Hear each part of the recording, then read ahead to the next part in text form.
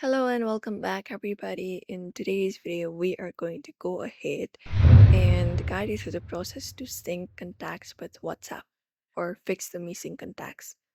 So you can just head over and follow up these steps quickly for that.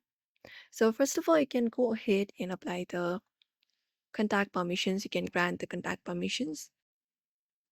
You may just head over and access your phone's settings for that. Go ahead and tap on it, and that should open up your settings.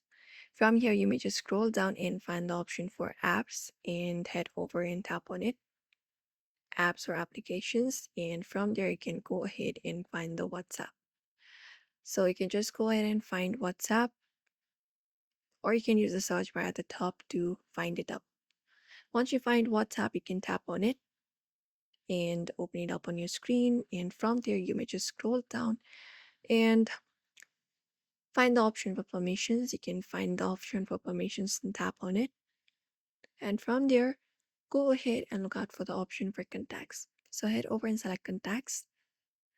And once you select contacts, allow the access. If you have not allowed, select this option of allow for the first or full access for WhatsApp to view your contacts, because this is the most common reason for missing contact on your WhatsApp.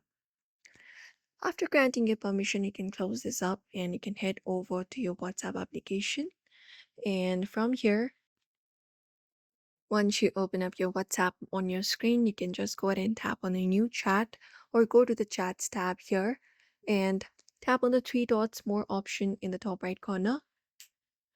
And once you tap on it, you can go ahead and select the option for refresh if that option is available to refresh and reload your contact list. Apart from that, you can just go ahead and force stop and restart the application as well. You can close the application itself and hold the app. After that, you can just go ahead and go to the info section at the top. And from here, you can just go ahead and scroll to the options or find the force stop option directly in the bottom right corner. Go ahead and tap on it.